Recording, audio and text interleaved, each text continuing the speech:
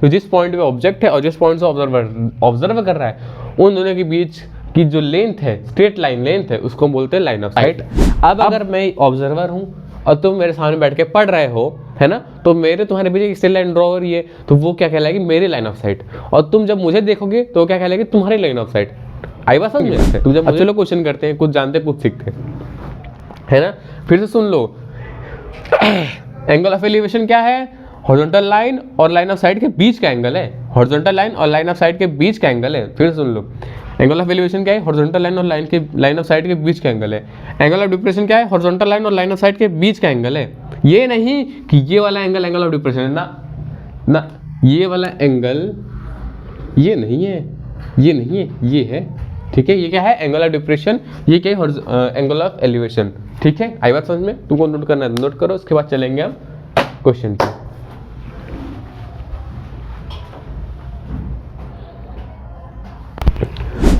Hello leaders, क्या हाल चाल, स्वागत है आप सभी का आपके अपने चैनल द न्यू बिगनर्स पे और एपी भैया की मैथ की क्लास में, है ना। कैसे हो आप सभी लोग? ट्रिग्नोमेट्री की वीडियो होप आप लोग को मिल चुकी होगी, क्योंकि वो मैंने वीडियो को इतना छोटा से उतना छोटा करने की कोशिश की थी। 90 मिनट में मैंने पूरा चैप्टर पढ़ाया, पूरा रेशियो बताई, पूरी तीनों आइडेंटिटी बताई और सब स्पेसिफिक रेशियो पे कुछ क्वेश्चन भी करवाए थे, है ना। टोटल हमने उसको चैप्टर में 12 क्वेश्चन किए थे लगभग। आज क्या करने वाले हैं, आज उसी ट्रिग्नोमेट्री का एप्लीकेशन करने वाले हैं। क्या, चैप्टर 10 करने वाले हैं, यानी कि ठीक है, सम एप्लीकेशन ऑफ ट्रिग्नोमेट्री। और कुछ लोग इसको कहते हैं हाइट एंड डिस्टेंस। क्या कहते हैं, हाइट एंड डिस्टेंस, है ना। अब भैया इस चैप्टर में क्या क्या होगा, देखो इस चैप्टर में थ्योरी वाला पोर्शन बहुत कम है। थ्योरी में बस 3-4 बातें जाननी है, उस 3-4 बातों से हमारे सारे क्वेश्चन लगने वाले हैं। उसके बाद क्या करना है, मतलब 3-4 बातें जानने के बाद हम क्वेश्चन पे आएंगे, क्वेश्चन टाइप देखेंगे। क्वेश्चन टाइप के बहुत टफ आते हैं नहीं। अगर तुमने ट्रिग्नोमेट्री अच्छे से पढ़ रखा है, जो कि मैंने पढ़ाया था, तुमने अच्छे से उन चीज़ों को देख रखा है, रिवाइज कर रखा है ना। रिवाइज करके अगर आते हो, अगर नहीं किया अभी भी वीडियो को पॉज करो, 10 मिनट के लिए नोट्स खोलो और उसको रिवाइज कर लो। ठीक है, रिवाइज करने के बाद इस लेक्चर को देखो, फिर उसको क्वेश्चन करो, उसके बाद अपने नोटबुक के क्वेश्चन, सॉरी अपने टेक्स्ट बुक के क्वेश्चन करना, तुम्हें सवाल बनेंगे। ठीक है, क्या भैया इस चैप्टर के लिए रेफरेंस बुक से भी सवाल लाना जरूरी है? नहीं, इस चैप्टर में मुझे लगता है कि वो बहुत तोप वाला क्वेश्चन आता है चैप्टर में। देखो, अगर तुम, मैथ बहुत इजी है if you have already read all the concept in your mind. ठीक है, अगर तुम्हारे सारे कॉन्सेप्ट तुम्हारे माइंड में है तो मैथ बहुत हलवा चैप्टर है, बहुत इजी चैप्टर है ना। तो आ जाओ, मिलके मचाते हैं, एक टॉपिक को समझते हैं, 3-4 बातें इसमें जाननी है, उसके बाद क्वेश्चन लगाने हैं। क्वेश्चन किस पे लगेंगे, हमारे कॉमन सेंस पे। किस पे लगेंगे, कॉमन सेंस पे। तुम्हारी कॉमन सेंस यानी तुम्हारी अगर आइडियोलॉजिकल तुम्हारी थिंकिंग कितनी बेटर है, उस पर क्वेश्चन सॉल्व होंगे। अगर तुम्हारी थिंकिंग थोड़ी बहुत भी अच्छी होगी, ठीक है, अगर तुम अगर थोड़ा बहुत सोचना जानते हो तो सवाल आराम से कर लोगे। अगर नहीं जानते तो मैं बताता हूँ कैसे सोचना है। ठीक है, मैं तुमको बताऊँगा कैसे सोचना है, क्वेश्चन में कैसे सोचना है, ये मैं तुमको सिखाऊंगा। लेकिन तुमको बस अपना दिमाग खोल के चीज़ें समझ लो। अभी तक तुमको कुछ नहीं पता है, स्टार्टिंग से पढ़ने आया, सिर्फ ट्रिग्नोमेट्री पढ़ा है, ट्रिग्नोमेट्री के बाद सीधे चैप्टर पढ़ने आए हो, ऐसे पढ़ना है ना। तो अगर बाहर से कुछ पढ़ के आ रखो डिलीट कर दो। ठीक है, आई बस समझ में। तो स्टार्ट करें, चलो। चैप्टर का नाम क्या है, हाइट एंड डिस्टेंस। क्या है, हाइट एंड डिस्टेंस। जहाँ से नाम से पता चल रहा है कि हम ट्रिग्नोमेट्री का यूज़ करके कुछ कुछ चीज़ों की हाइट नापेंगे और कुछ कुछ चीज़ों की डिस्टेंस नापेंगे, यही नापना है। अगर ट्रिग्नोमेट्री क्या होता था, ट्रिग्नोमेट्री मतलब ये था ना कि sorry measurement of sides, triangle के साइड्स का मेजरमेंट तुम करते हैं ट्रिग्नोमेट्री चैप्टर में। लेकिन अब ये क्या है, ट्रिग्नोमेट्री चैप्टर का एप्लीकेशन है ना। तो जो हमने ट्रिग्नोमेट्री पढ़ रखा है उसका यूज़ करना है हमको रियल लाइफ में, रियल लाइफ की प्रॉब्लम्स को टैकल करने के लिए। अब हम मैथ के एक चैप्टर का सहारा ले रहे हैं। ठीक है, रियल लाइफ की प्रॉब्लम को टैकल करने के लिए, सॉल्व करने के लिए हम मैथ की एक चैप्टर का सहारा ले रहे हैं। और वो चैप्टर ही पूरा पूरा ब्रांच ही है सब ट्रिग्नोमेट्री, उसका हेल्प ले रहे हैं और रियल लाइफ कुछ प्रॉब्लम को सॉल्व करने के लिए। लेकिन उसको जानने से पहले कुछ टर्म्स, कुछ चीज़ें जाननी जरूरी है। क्या है वो टर्म्स? पहली टर्म है, ठीक है, पहली टर्म है लाइन ऑफ साइट। क्या, लाइन ऑफ साइट। भाई ये क्या होता है, लाइन ऑफ साइट ये क्या होता है, आओ दिखाते हैं। अब ध्यान से देखना, अगर मैं यहाँ खड़ा हूँ, ठीक है, मैं यहाँ खड़ा हूँ, है ना, मैं यहाँ खड़ा हूँ और यहाँ पे एक समझ लो पक्षी उड़ रहा है। ठीक है, बड़ा अजीब से बना रहा है। हाँ, अब देखो उड़ रहा है ना। यहाँ पे 2-3 कौवे उड़ रहे हैं, तुम्हारी तरह कुछ कौवे उड़ रहे हैं और मैं यहाँ खड़ा हूँ, मैं उन कौवों को देख रहा हूँ। ठीक है, मैं उन कौवों को देख रहा हूँ। तो क्या मेरी नज़र ऐसे जाएगी उनके ऊपर, डायरेक्ट ऐसे जाएगी? है ना। अगर मैं यहाँ खड़ा हूँ, पक्षी ऊपर उड़े तो मेरी नज़र वहाँ भी जाएगी। तुम, मैं यहाँ खड़ा हूँ, तुम मेरे सामने खड़े हो, मेरी नज़र तुम्हारे सामने ऐसे जाएगी, ठीक है। मैं यहाँ खड़ा हूँ, अगर तुम नीचे खड़े हो, तुम्हारी मेरी नज़र तुम्हारी तरफ ऐसे जाएगी, नीचे की तरफ जाएगी, ठीक है। तो यहाँ पे कुछ बर्ड थे, मैं यहाँ खड़ा था, है ना। यहाँ पे कुछ बर्ड्स थे, मैं यहाँ खड़ा था, मेरी नज़र कहाँ गई, बर्ड्स पे कैसे गई, इस तरीके से गई, एक सीधी लाइन में गई, एक सीधी लाइन में गई। तो जहाँ से तुम खड़े होके, ठीक है, जब ऑब्जर्वर जहाँ से खड़े होके ऑब्जेक्ट को देखता है, जो स्ट्रेट लाइन में ऑब्जेक्ट को देखता है, ठीक है, ये स्ट्रेट लाइन में मैं ऑब्जेक्ट को देख रहा हूँ, तो एक स्ट्रेट लाइन ड्रॉ की मैंने, कहा ऑब्जेक्ट और सब्जेक्ट के बीच में मैंने एक स्ट्रेट लाइन ड्रॉ की। जो स्ट्रेट लाइन है वही हमारा कहलाता है लाइन ऑफ साइट। क्या कहलाता है, लाइन ऑफ साइट, ठीक है। क्या कहलाता है, लाइन ऑफ साइट। क्या, लाइन ऑफ साइट, है ना। अब बताओ, अगर एक बिल्डिंग है, ठीक है, ये एक बिल्डिंग है, तुम यहाँ पे छत पे खेल रहे हो, है ना, तुम यहाँ पे छत पे खेल रहे हो, ठीक है, और तुम्हारा दोस्त यहाँ नीचे खड़ा तुमको आवाज़ लगा रहा है, तो बताओ तुम्हारी लाइन ऑफ साइट क्या होगी। लाइन ऑफ साइट क्या होगी तुम्हारी, इस डायरेक्शन में, तुम उसको देखे हो, है ना, वो तुमको देख रहा है, तो तुम्हारी लाइन ऑफ साइट इस बार क्या होगी, इस डायरेक्शन में। आई बात समझ में, ठीक है। अब तुम यहाँ खड़े हो, ठीक है, तुम यहाँ खड़े हो, ठीक है, और ये एक पेड़ है, ट्री है ना, ये एक ट्री है, ठीक है, ये क्या है, एक ट्री है। आई बात समझ में, क्या है कि ट्री है। अब एक बात बताओ, तुम्हारा यहाँ पे कुछ फ्रूट्स हैं, तुम्हारा दोस्त इसको चढ़ा है तोड़ने के लिए, तो तुम उसको देख रहे हो, तो इस साइड में फ्रूट्स हैं, तुम्हारा दोस्त ने इस फ्रूट को पकड़ रखा है, तुमको कैच करवा रहा है, क्या करवा रहा है, कैच करवा रहा है, तो यहाँ से थ्रो करेगा, तो तुम्हारी लाइन ऑफ साइट क्या, तुम यहाँ से देख रहे हो, यहाँ से देख रहे हो, तो यहाँ से अगर सीधी लाइन ड्रॉ करें ऑब्जेक्ट तक, टेढ़ी हो गई भैया, सीधी करनी है, तुमको सीधी करते हैं, ये गई एक सीधी लाइन, ठीक है, ये सीधी लाइन ड्रॉ की मैंने, तो ये क्या होगा मेरा, लाइन ऑफ साइट। क्या होगा, लाइन ऑफ साइट। तो समझ में आया, जब भी ऑब्जेक्ट और सब्जेक्ट, जहाँ से सब्जेक्ट ऑब्जेक्ट को देख रहा होता है, जहाँ से सब्जेक्ट ऑब्जेक्ट को देख रहा होता है, और सब्जेक्ट और ऑब्जेक्ट को देख रहा होता है, ठीक है, सब्जेक्ट ऑब्जेक्ट को देख रहा है, उन दोनों के बीच में जब सीधी लाइन ड्रॉ करोगे, जब एक सीधी लाइन ड्रॉ करोगे, स्ट्रेट लाइन ड्रॉ करोगे, तो उसे कहोगे लाइन ऑफ साइट। क्या कहोगे, लाइन ऑफ साइट। ये ऑब्जर्वर है और ये ऑब्जेक्ट है, जब ऑब्जर्वर ऑब्जेक्ट को देख रहा होता है, जिस डायरेक्शन में देख रहा था उस डायरेक्शन में सीधी लाइन ड्रॉ करोगे, ऑब्जर्वर और ऑब्जेक्ट के बीच में, किसके, ऑब्जर्वर और ऑब्जेक्ट के बीच में जब एक सीधी लाइन ड्रॉ करोगे, वो सीधी लाइन क्या होती है, लाइन ऑफ साइट होती है ना, ठीक है। अब दूसरी टर्म क्या है, लाइन ऑफ साइट तो हो गया, दूसरी टर्म क्या है, दूसरी टर्म है एंगल ऑफ एलिवेशन।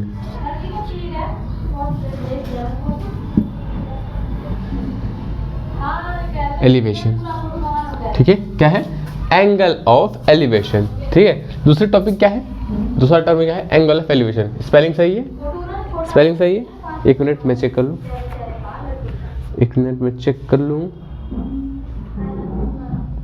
हाँ स्पेलिंग गलत है, एंगल ऑफ एलिवेशन होगा, spelling mistake, angle of elevation, ठीक है, angle of elevation. Line of site समझ में बात, जब ऑब्जर्वर और ऑब्जेक्ट के बीच में सीधी लाइन ड्रॉ करते हैं तो वो कहलाते हैं लाइन ऑफ साइट। अब ये एंगल ऑफ एलिवेशन क्या होता है, अब बात समझ में नहीं आ रही भैया, एंगल ऑफ एलिवेशन क्या होता है, ये तो लाइन ऑफ साइट था,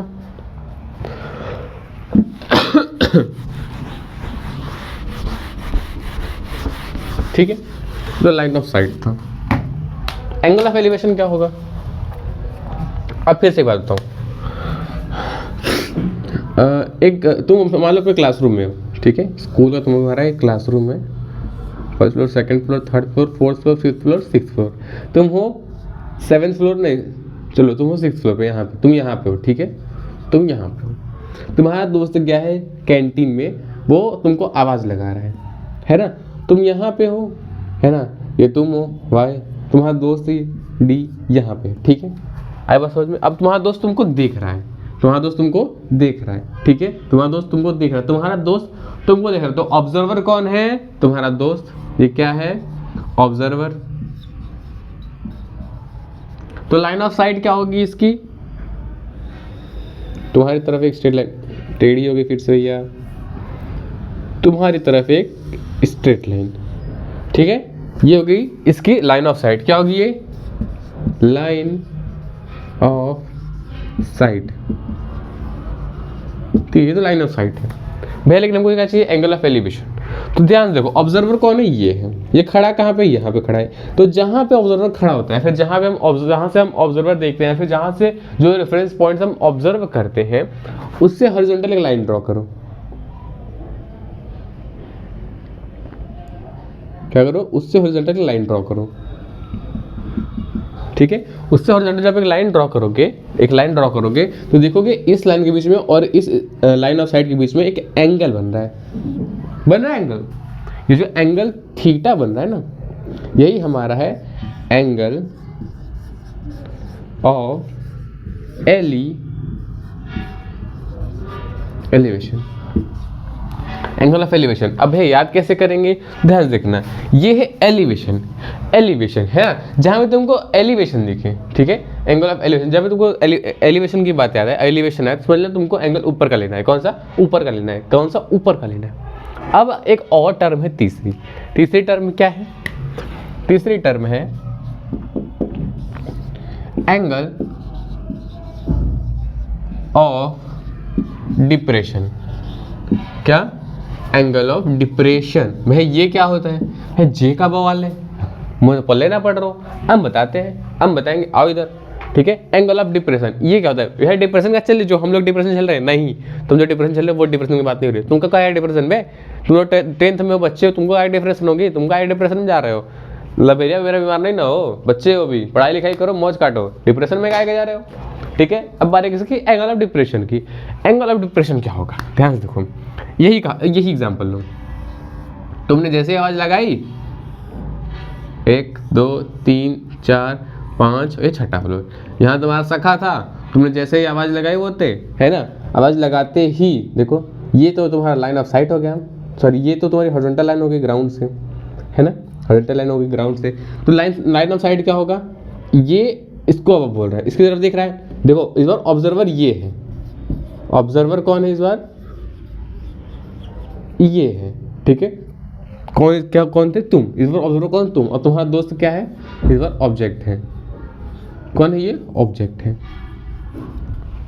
अब ध्यान से देखो, सॉरी ये नहीं होगा। ठीक है, तुम्हारा दोस्त क्या है? एक ऑब्जेक्ट है। ठीक है, अब तुमने इनको देखा, तो लाइन ऑफ साइट क्या बनेगी? Straight line. ठीक है, ऑब्जर्वर और ऑब्जेक्ट के बीच की स्ट्रेट लाइन होती है हमारी लाइन ऑफ साइट। ऑब्जर्वर या फिर रेफरेंस पॉइंट, या फिर जहां से हम ऑब्जर्व करते हैं और जिस ऑब्जेक्ट को ऑब्जर्व करते हैं, जिस पॉइंट पे ऑब्जर्व करते हैं, उन दोनों के बीच का जो स्ट्रेट लाइन पाथ होता है, उसको हम बोलते हैं लाइन ऑफ साइट। ये ऑब्जर्वर था, ये ऑब्जेक्ट था, यहां से ये इसको ऑब्जर्व करता है, यहां से ऑब्जर्व करता है, इसकी लाइन ऑफ साइट क्या होगी? यहां से लेके यहां तक एक स्ट्रेट लाइन। क्लियर है लाइन ऑफ साइट की बात? ठीक है, अब भैया एंगल ऑफ डिप्रेशन हमको जानना था, ये हमको कहाँ बता रहे हैं? ध्यान से देखो, याद है जब हम इसको जान रहे थे तो हमने कहा था कि ऑब्जर्वर जहां से देख रहा है, ठीक है, ऑब्जर्वर जहां जिस पॉइंट देख रहा है वहां से स्ट्रेट लाइन ड्रॉ करो। तो जहां से ऑब्जर्वर इस बार देख रहा है तो इसके साथ भी स्ट्रेट लाइन ड्रॉ करनी पड़ेगी। चलो स्ट्रेट लाइन ड्रॉ किया। और एंगल ऑफ एलिवेशन क्या था? हॉरिजॉन्टल लाइन और लाइन ऑफ साइट के बीच का एंगल ही तो हमारा एंगल ऑफ एलिवेशन। ठीक उसी तरह हॉरिजॉन्टल लाइन और लाइन ऑफ साइट के बीच का एंगल होगा हमारा एंगल ऑफ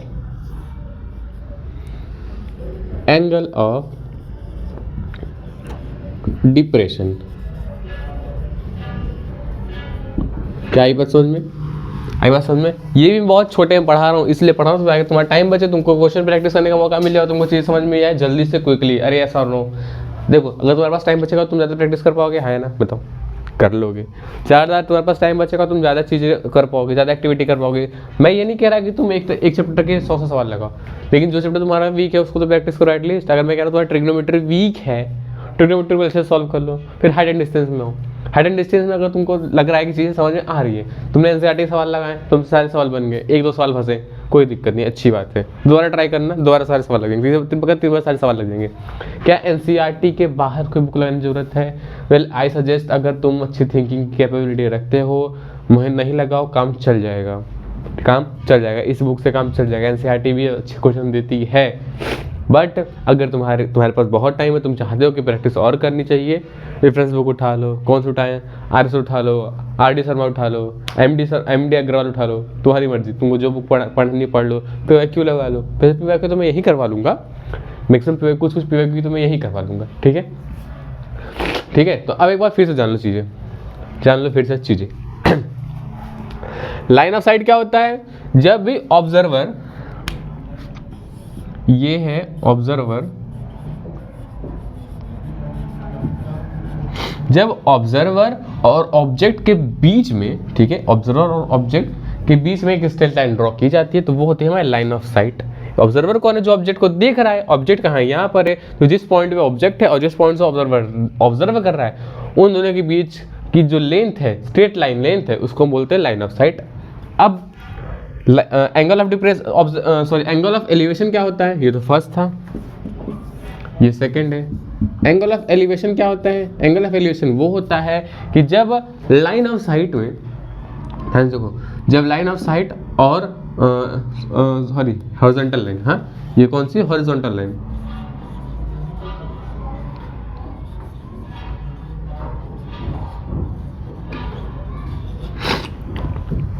जब हॉरिजॉन्टल लाइन और लाइन ऑफ साइट, ध्यान सुनो, जब लाइन ऑफ, ध्यान सुनना, अब एक तुमको तरीका मिलेगा जानने को। हॉरिजॉन्टल लाइन कब होगा? हॉरिजॉन्टल लाइन कहाँ होगा? जहाँ से ऑब्जर्वर देख रहा है। अगर line of site horizontal line के ऊपर है, ध्यान सुनो, line of site horizontal line के ऊपर है। हॉरिजॉन्टल लाइन कहाँ होती है? जहाँ से ऑब्जर्वर ऑब्जर्व कर रहा होता है। अगर यहाँ से ऑब्जर्वर ऑब्जर्व कर रहा है तो उसकी हॉरिजॉन्टल लाइन क्या होगी? ठीक, ऑब्जर्वर यहाँ से ऑब्जर्व कर रहा है तो उसकी हॉरिजॉन्टल लाइन क्या होगी? ये होगी। अब देखो, जब हॉरिजॉन्टल लाइन के ऊपर लाइन ऑफ साइट होगी तो कौन सा फॉर्मूला लगाएंगे? Angle of elevation. क्या कहेंगे हम? Angle of elevation. लेकिन ऑन द अदर हैंड, जब हॉरिजॉन्टल लाइन के नीचे, हॉरिजॉन्टल लाइन के नीचे लाइन ऑफ साइट बनेगी, हॉरिजॉन्टल लाइन के नीचे लाइन ऑफ साइट बनेगी, ठीक है, हॉरिजॉन्टल लाइन के नीचे लाइन ऑफ साइट बनेगी तो हम क्या कहेंगे? एंगल ऑफ डिप्रेशन बन रहा है। हॉरिजॉन्टल लाइन के ऊपर लाइन ऑफ साइट बनेगी तो हम क्या कहेंगे? एंगल ऑफ एलिवेशन बन रहा है। देखो, एंगल ऑफ डिप्रेशन अगर तुमको नहीं समझा तो फिर इस तरीके से याद रखना, हम जब डिप्रेशन होते हैं हमारी मुंडी कहाँ होती है? नीचे की तरफ होती है, झुके होते हैं। मन थोड़ा उदास है तो मुंडी हमारी हमेशा झुकी हुई रहती है, सॉरी। उसी तरह देखो, एंगल ऑफ डिप्रेशन में भी ये जो लाइन है, ये जो लाइन ऑफ साइट है, ये भी क्या है? नीचे की तरफ झुका हुआ है। क्या है? नीचे की तरफ झुका हुआ है। ठीक है, ऐसा तुमको कंफ्यूजन हो सकता है मे बी, लेकिन ध्यान रखना, हॉरिजॉन्टल लाइन की नीचे की तरफ अगर लाइन है, हॉरिजॉन्टल लाइन से अगर नीचे लाइन है, डिप्रेशन का एंगल बनेगा। हॉरिजॉन्टल के अगर ऊपर लाइन है तो एलिवेशन का एंगल बनेगा।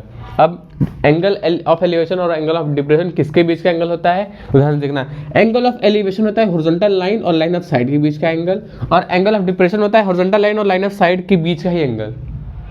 ठीक है, ठीक है। अब अच्छी बात बताओ मुझे, ये मेरा हॉरिजॉन्टल लाइन है, ये मेरा लाइन ऑफ साइट है। अब ये बताओ ये कौन सा एंगल होगा? तो थीटा होगा। सोचो, कमेंट करना, सोचो। हॉरिजॉन्टल लाइन, भैया अभी आपने बताया हॉरिजॉन्टल लाइन है, उसके ऊपर अगर लाइन ऑफ साइट आ रही है तो एंगल ऑफ एलिवेशन बनेगा। हॉरिजॉन्टल लाइन है, उसके ऊपर लाइन ऑफ साइट आ रही है तो एंगल ऑफ एलिवेशन बनेगा। हॉरिजॉन्टल लाइन है, उसके नीचे लाइन ऑफ साइट आ रही है तो एंगल ऑफ डिप्रेशन बनेगा। क्लियर है? क्लियर है? अगर हॉरिजॉन्टल लाइन के ऊपर लाइन ऑफ साइड बन रही है तो line angle of elevation, horizontal line के अगर नीचे लाइन ऑफ साइड बन रही है तो एंगल ऑफ डिप्रेशन। इतनी ही थ्योरी थी, इससे तो कुछ पढ़ना नहीं था। ठीक है, इतनी ही थ्योरी थी, इससे तो कुछ पढ़ना नहीं था, है ना। अब एप्लीकेशन ऑफ ट्रिग्नोमेट्री जब पढ़ ही रहे हैं तो इसका अच्छा एक बात, तो इसका नाम क्यों पड़ा? Application of trigonometry. जो इसका नाम ही क्यों पड़ा? Application of trigonometry. ट्रिग्नोमेट्री इसका नाम क्यों पड़ा? चलो तुम कमेंट करना कहीं से ढूंढ ढांढ के, जो तुमको लगे क्यूरियस। अगर देखो, पढ़ाई तो ऐसे लगती है जब तक तुम क्यूरियस ना हो, तो तुमको क्यूरियोसिटी के लिए मैंने तुमको एक होमवर्क दिया है, एक ये कि इसका नाम एप्लीकेशन ऑफ ट्रिग्नोमेट्री। क्या ये सही? मतलब पढ़ा क्यों? सोचो जरा, ऐसा क्यों कह सकते हो कि ये एप्लीकेशन ऑफ ट्रिग्नोमेट्री मतलब चैप्टर का नाम सही है, ऐसे पढ़ना होना भी चाहिए। ठीक है, तुम बताना। अब बारी है कुछ क्वेश्चन की। क्या भैया मतलब ये थ्योरी इतनी थी? हाँ, इतनी ही थ्योरी थी। फिर से रिपीट कर दे रहा हूँ, इसमें 3 ही थ्योरी है। पहली थ्योरी क्या है? लाइन ऑफ साइट क्या होता है, वो भी इसलिए थ्योरी है कि ताकि तुम क्वेश्चन कर पाओ। बाकी इसमें कोई कुछ ऐसा तीर मारने वाला नहीं है, जो था हमने ट्रिग्नोमेट्री में ही पढ़ लिया था। क्या है? Line of site. Line of site क्या होता है? जब ऑब्जर्वर जहां से ऑब्जेक्ट को वो देख रहा है और जो ऑब्जेक्ट जहां पे ऑब्जेक्ट पड़ा है, जिस पॉइंट से ऑब्जर्वर देख रहा है और जिस पॉइंट पे ऑब्जेक्ट है, इन दोनों पॉइंट के बीच हम एक स्ट्रेट लाइन ड्रॉ करते हैं। इन दोनों पॉइंट के बीच हम जब एक स्ट्रेट लाइन ड्रॉ करते हैं तो वो हमारी कहलाते हैं लाइन ऑफ साइट। अब अगर मैं ऑब्जर्वर हूँ और तुम मेरे सामने बैठ के पढ़ रहे हो, है ना, तो मेरे तुम्हारे बीच एक स्ट्रेट लाइन ड्रॉ हो रही है, तो वो क्या कहलाएगी, मेरी लाइन ऑफ साइट। और तुम जब मुझे देखोगे तो क्या कहलाएगी, तुम्हारी लाइन ऑफ साइट। आई बात समझ में? तुम जब मुझे देखोगे तो क्या कहलाएगी, वो तुम्हारी लाइन ऑफ साइट।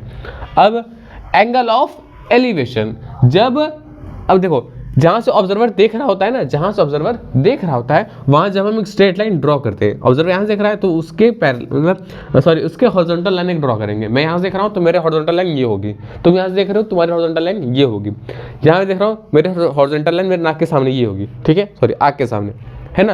तो जब भी जहां से ऑब्जर्वर जिस पॉइंट से ऑब्जर्व कर रहा होता है उसके एक हॉरिजॉन्टल लाइन जब हम ड्रॉ करते हैं, क्या कहते हैं, उसके एक हॉरिजॉन्टल लाइन जब हम ड्रॉ करते हैं और उस हॉरिजॉन्टल लाइन के ऊपर अगर एक लाइन ऑफ साइट है, अगर उस हॉरिजॉन्टल लाइन के ऊपर लाइन ऑफ साइट है तो एंगल ऑफ एलिवेशन, उस हॉरिजॉन्टल लाइन के नीचे लाइन ऑफ साइट है तो एंगल ऑफ डिप्रेशन। क्या भैया हॉरिजॉन्टल लाइन चेंज हो सकते हैं? हाँ चेंज हो सकते हैं बेस्ड ऑन कंडीशन। क्या कंडीशन? क्योंकि हो सकता है एक चैप्टर में 3 कंडीशन मिक्सड हो, ठीक है, तो उसके अकॉर्डिंग हमारे एंगल हॉरिजॉन्टल लाइन हमेशा चेंज होते रहेंगे, और जब हॉरिजॉन्टल लाइन चेंज होगा तो होता है एंगल ऑफ एलिवेशन और डिप्रेशन में भी चेंजेस आए, ठीक है। तो वो तो क्वेश्चन की बात है। अब चलो क्वेश्चन करते हैं, कुछ जानते हैं कुछ सीखते हैं, है ना। फिर से सुन लो, एंगल ऑफ एलिवेशन क्या है? हॉरिजॉन्टल लाइन और लाइन ऑफ साइड के बीच का एंगल है, हॉरिजॉन्टल लाइन और लाइन ऑफ साइड के बीच का एंगल है। फिर सुन लो, एंगल ऑफ एलिवेशन क्या है? हॉरिजॉन्टल लाइन और लाइन ऑफ साइड के बीच का एंगल है। एंगल ऑफ डिप्रेशन क्या है? हॉरिजॉन्टल लाइन और लाइन ऑफ साइड के बीच का एंगल है। ये नहीं कि ये वाला एंगल ऑफ डिप्रेशन है ना, ये वाला एंगल ये नहीं है, ये नहीं है, ये है, ठीक है। ये क्या है? Angle of depression. ये क्या है? एंगल ऑफ एलिवेशन, ठीक है। आई बात समझ में? तुमको नोट करना है नोट करो, उसके बाद चलेंगे हम क्वेश्चन पे।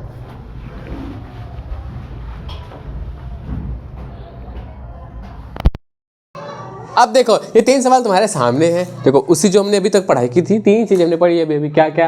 Line of site, angle of elevation, angle of depression. अब उसी पे बेस ये 3 सवाल तुम्हारे सामने मैं लेके आया हूँ। बहुत बेसिक से सवाल है, बहुत अच्छे सवाल है, स्टार्टिंग इसी से करते हैं, ठीक है। अब देखो क्वेश्चन क्या है, वेयर इज मार्कर, ये रहा। देखो पहला क्वेश्चन क्या है, ये रहा पहला क्वेश्चन। ये ऑब्जर्वर है, ये ऑब्जेक्ट है, ये ऑब्जर्वर है, ये ऑब्जेक्ट है। अब बताओ एंगल ऑफ डिप्रेशन क्या होगा? क्या पूछा तुमसे? Angle of depression, angle of depression क्या होगा? बताओ एंगल ऑफ डिप्रेशन क्या होगा? तो भैया एंगल ऑफ डिप्रेशन वो होता था जब हॉरिजॉन्टल लाइन के नीचे लाइन ऑफ साइट होती थी तो वो एंगल ऑफ डिप्रेशन होता था। हॉरिजॉन्टल लाइन के नीचे लाइन ऑफ साइट होती थी तो ये होता था एंगल ऑफ डिप्रेशन। यानी कि एंगल ऑफ डिप्रेशन कौन होगा? Z, that is option number C, that is option number C. अभी बताता हूँ, अगर मैं रिवर्स कर दूँ, इसको मैं इस बार कह दूँ ये ऑब्जर्वर है और ये मेरा ऑब्जेक्ट है ना। अब बताओ इसके अकॉर्डिंग एंगल ऑफ एलिवेशन क्या होगा? एंगल ऑफ एलिवेशन क्या होगा? तो वो ये क्या होगा? Angle of elevation. क्यों? इसके अकॉर्डिंग ये रहा हमारा पॉइंट, इसके हॉरिजॉन्टल है तो यही होगी बेस के ऊपर। अगर एंगल ऑफ बेस के ऊपर लाइन ऑफ साइट है तो क्या होगा? ये हमारा एंगल ऑफ एलिवेशन। तो ये क्या हो जाएगा? हमारा एंगल ऑफ एलिवेशन। आई बात समझ में? अब ये 2 सवाल हैं, ये देखो 2025 में पूछा गया क्वेश्चन है, 1 मार्क पे एमसीक्यू में ये आया था। ये 2 सवाल है, इसमें से ये जो सवाल है ये एनसीईआरटी का है। किसका है? ये एनसीईआरटी, ये एनसीईआरटी का है। ये दोनों सवाल किसके हैं? ये तो एक तो एनसीईआरटी का है और ये पीवाईक्यू है 2023 का, ठीक है। प्रीवियस ईयर क्वेश्चन है 2023 का। चलो इनको करते हैं बारी बारी से, ठीक है, इनको करते हैं बारी बारी से। अब देखो ट्रिग्नोमेट्री में हाइट एंड डिस्टेंस के अगर सवाल करने हैं तो उनको जरूरत पड़ेगी सिर्फ 3 चीज़ों की। पहला क्वेश्चन की, ठीक है, क्वेश्चन पढ़ो, उसके अकॉर्डिंग डायग्राम बनाओ, ठीक है। हर क्वेश्चन में एक डायग्राम बनेगा, याद रखना, हर क्वेश्चन में एक डायग्राम बनेगा ही बनेगा। क्वेश्चन का डायग्राम बनाओ। सेकेंड थिंग, अपने क्वेश्चन के अकॉर्डिंग, केस के अकॉर्डिंग दिए गए केस, क्वेश्चन में क्या केस दे रखा है उसके अकॉर्डिंग ट्रिग्नोमेट्री रेशियो चुनो। रेशियो कौन कौन से थे तुमको याद है? रेशियो को याद तो मैं ट्रिक बताया था मैंने, पंडित, बद्री, प्रसाद, हर, भोले, यही था तरीका याद करने का, है ना। अगर साइन है तो ये, कॉस है तो ये, टेन है तो ये, और अगर कोसेक है तो इसका उल्टा, सेक है तो इसका उल्टा, और कॉट है तो इसका उल्टा, ठीक है। यही 3 थे, ठीक है। ये किसके लिए था? साइन और कोसेक के लिए ये था, कॉस और सेक के लिए ये था, कॉट और टेन के लिए। अब सवाल देखो क्या है, a tree break due to storm, ठीक है। सेकंड का ये सॉल्यूशन है, ठीक है। अब देखो एक ट्री है, एक ट्री है, ये हमारा ग्राउंड है, ठीक है, ये इसके रूट्स हैं। मैं उतना अच्छा पेंटर नहीं हूँ पर समझ जाओ, ये एक ट्री है, ठीक है। क्या है एक, ये एक ट्री है, ये क्या है, एक ट्री है, ठीक है। स्टॉर्म चला, a tree breaks due to storm and broken part bend so that the top of the tree touches the ground. हवा तेज चली, हवा तेज चली, ये पेड़ टूट गया। अब ये पेड़ टूट गया तो कैसा दिख रहा है, अभी भी ये ग्राउंड है, ठीक है, ये उसके रूट्स हैं, ये उसके रूट्स है, ठीक है। और ये ट्री जो है ब्रेक हो चुका है ना, इसके ब्रोकन पार्ट जो है, ब्रोकन पार्ट कौन थे,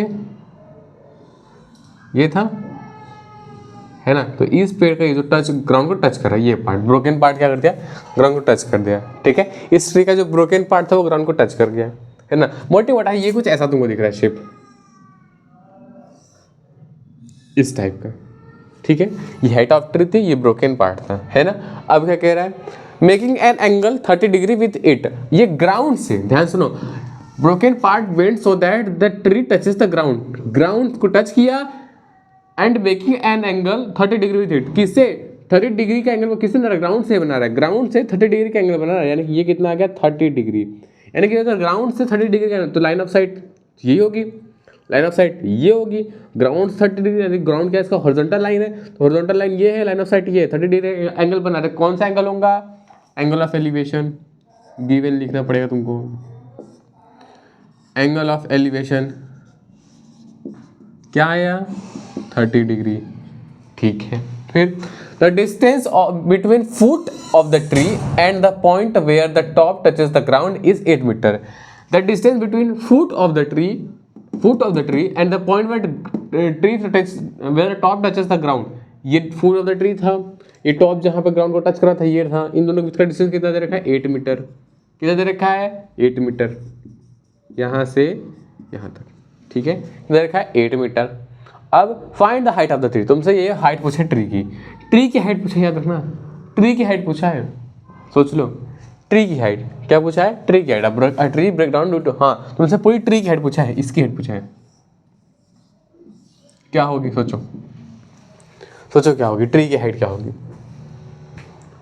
ठीक है, ट्री की हाइट क्या होगी, सोचो जरा सोचो।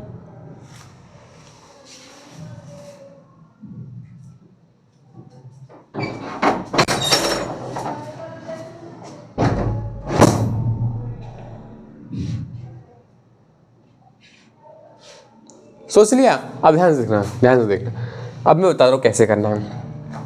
एंगल ऑफ एलिवेशन तुमको मिल गया, तुमको क्या चाहिए, तुमको ये भी चाहिए, ये भी चाहिए तुमको, लेकिन ये दे रखा है, बेस दे रखा है तुमको पर। अब देखो अगर ये बेस है, ये 90 डिग्री है, ये बेस है, तो उसके सामने वाला क्या होता था, परपेंडिकुलर होता था, क्या होगा, परपेंडिकुलर होगा, क्योंकि एंगल के साथ जो साइड मिलती है वो बेस होती है, एक तो हाइपोटेनस एक बेस, तो ये वाला कौन सा होगा, परपेंडिकुलर, ये कौन साइड होगी, परपेंडिकुलर, ठीक है।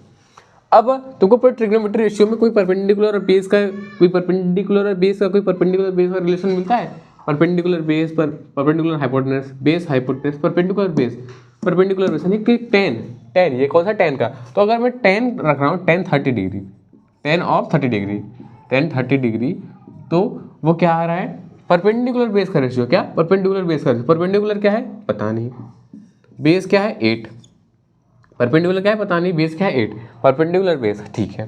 10 30 डिग्री कहता है 1/√3 इक्वल्स टू P/8, है ना।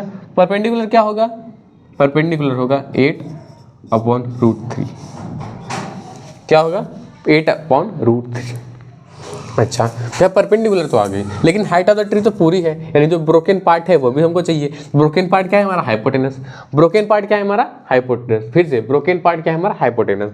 तो हाइपोटेनस निकालने के लिए क्या था, hypotenuse square equal to perpendicular का स्क्वायर प्लस बेस का स्क्वायर, या तो इससे निकाल लो, या फिर परपेंडिकुलर हाइपोटेनस का रिलेशन रख के निकाल लो, फिर बेस और हाइपोटेनस का रिलेशन रख के निकाल लो। तुम्हारे पास दोनों ऑप्शन है, वेल आई सजेस्ट, या तो तुम्हारे पास दोनों ऑप्शन है, अगर तुम्हारे पास दोनों है, ध्यान सुनो, अगर तुम्हारे तो तुम ये भी लगा सकते हो, ये भी लगा सकते हो, बट मैं क्या करूँगा, मैं हाइट एंड डिस्टेंस ही करूँगा, क्यों करना हमको इसी चैप्टर के क्वेश्चन का है ना। अब हमको क्या चाहिए, हमको क्या चाहिए, हमको चाहिए हमको चाहिए हाइपोटेनस और बेस, हाइपोटेनस और बेस, हाइपोटेनस का और बेस का रिलेशन कहाँ मिलता है, कॉस में। कहाँ पे, कॉस क्या है, कॉस 30 डिग्री, क्या है, कॉस 30 डिग्री, ध्यान सुनना, कॉस 30 डिग्री है ना, कॉस 30 डिग्री, कॉस 30 डिग्री क्या होता है, base upon hypotenuse, base upon hypotenuse, या फिर साइन 30 डिग्री भी रख सकते हो, साइन 30 डिग्री रखो तो भी तुमको हाइपोटेनस का रिलेशन मिलेगा, तुमने परपेंडिकुलर निकाल रखा है, साइन 30 डिग्री भी रख रहे हो तो भी तुमको हाइपोटेनस का रिलेशन दिख रहा है। अगर मैं रखता हूँ यहाँ पे sine 30 degree, sine 30 degree equals to perpendicular यानी कि 8√3 अपॉन में हाइपोटेनस, यही है। अब साइन 30 डिग्री क्या होता है, 1/2 है, 8/√3 इंटू एच क्या आएगा, 8/√3 मल्टीप्लाइड बाई, है ना। तो हमारा हाइपोटेनस क्या जाएगा, हाइपोटेनस आएगा 8 इंटू 2/√3 यानी कि 16/√3, ये हमारा हाइपोटेनस आ गया। और ये हमारा परपेंडिकुलर है, परपेंडिकुलर और हाइपोटेनस देखो ध्यान सुनना, अगर ट्री यहाँ से टूटा था तो ये तो मेरा परपेंडिकुलर वाला पार्ट था, और ये मेरा कौन सा पार्ट था, हाइपोटेनस का पार्ट था यहाँ से यहाँ तक। तो अगर मैं इन दोनों को ऐड करूँ तो क्या मेरी हाइट ऑफ द ट्री आ जाएगी, हाइट ऑफ द ट्री आ जाएगी। तो अब मैं सीधे सीधे भाषा में अगर लिखूँ हाइट ऑफ ट्री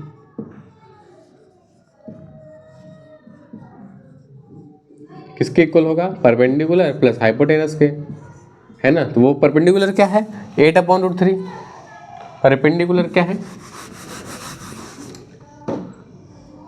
8/√3, और हाइपोटेनस क्या है 16/√3, है ना, क्या है 16/√3। अब सॉरी एलसीएम लेंगे तो एलसीएम क्या आएगा, √3, डिनोमिनेटर भी सेम थे, और ये क्या हो जाएंगे 24/√3, है ना। रूट, अब इसको ये देखो रेशनल नंबर नीचे है, डिनोमिनेटर में कभी रेशनल नंबर नहीं होता, तो हम क्या करेंगे, रेशनल नंबर को ऊपर लेके जाएंगे, क्या आएगा 24 मल्टीप्लाइड बाय √3 अपॉन में √3 इंटू √3, क्या क्या हमने √3 का मल्टीप्लिकेशन ऊपर नीचे कर दिया, क्या आया 24√3 अपॉन में 3 यानी कि 8√3। हाइट ऑफ द ट्री क्या है 8√3, हाइट ऑफ द ट्री क्या है 8√3, कितनी है हाइट ऑफ द ट्री 8√3, आई बात समझ में, ठीक है। इजी था क्वेश्चन, फिर से सुन लो क्वेश्चन क्या था। क्वेश्चन ने जो कहा, मैंने स्टेटमेंट वाइज डायग्राम बनाया। पहले क्या किया, उसने कहा कि एक पेड़ है, मैंने पेड़ बनाया, हवा चली वो टूट गया, ठीक है। अब वो टूटने के बाद, पेड़ टूटते हैं तो कुछ हिस्सा तो तने में रह जाता है, कुछ हिस्सा नीचे आता है। तो उसने जब ग्राउंड को टच किया, पेड़ ऐसा खड़ा था, टूटने के बाद उसने जब ग्राउंड को टच किया, तो ग्राउंड को टच किया, ठीक है, मतलब यहाँ से टूट गया तो ग्राउंड को उसने टच किया, तो जब इसने ग्राउंड को टच किया और जो उसका रूट था, तो ग्राउंड को टच करने के बाद जो उसका रूट था, उन दोनों के बीच का डिस्टेंस 8 मीटर था। अब उसने पूछा कि बताओ ट्री की हाइट क्या होगी। तो ट्री की हाइट यानी कि ये जो पेड़ में भी टूटा हुआ, जो जुड़ा हुआ, जड़ से जुड़ा हुआ वो है, और जो टूट गया पार्ट वो है, दोनों को जोड़ेंगे तब ना हमारी ट्री की पूरी हाइट आएगी, ठीक है, एक कंडीशन। दूसरी बात, अब उसको निकालना कैसे था, तो मैंने क्या किया, पहले हमने निकाली ये वाली हाइट जो परपेंडिकुलर वाली हाइट थी, फिर हमने निकाली ये वाली हाइट जो हाइपोटेनस वाली हाइट थी, ठीक है। ये दोनों साइड निकाल के हमने ऐड करा तो हमारी क्या बन गई, ट्री की साइड, और उसको निकालने के हमने कुछ ट्रिग्नोमेट्री रेशियो का यूज़ किया। आई बात समझ में, नहीं आई कोई बात नहीं, अगला क्वेश्चन करेंगे तो और बेटर समझ में आएगा और अच्छे तरीके से समझ में आएगा जब हम करेंगे अगला सवाल, ठीक है। अगला क्वेश्चन क्या है,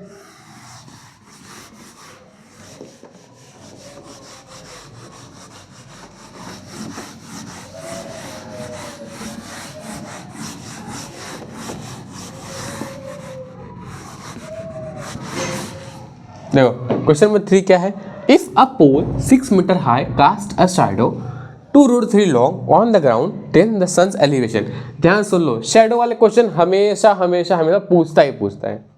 इस टाइप के सवाल हर बार पूछता है, हर साल पूछता है, लगातार पूछता है, बार बार पूछता है। कैसे करना है सुन लो, इफ अ पोल, सीधे जो कह रहा है वो करो। If a pole 6 metre high, एक पोल है ना, थर्ड का सोल्यूशन है, एक पोल है 6 मीटर उसकी हाइट है, चलो मैंने पोल रखा 6 मीटर उसकी हाइट है, क्लियर, पोल दिख रहा है।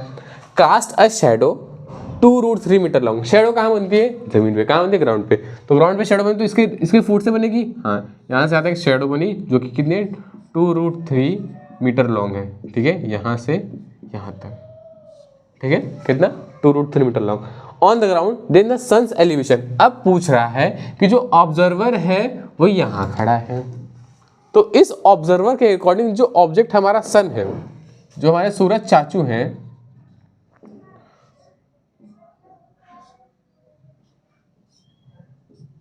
ठीक है, इनका एलिवेशन क्या होगा, तो इनका सॉरी ये और पीछे होंगे ना, एक सेकेंड और पीछे ड्रॉ करते हैं। अगर मैं कहूँ ऑब्जेक्ट यहाँ पर है 6 मीटर है ना, ठीक है, और ये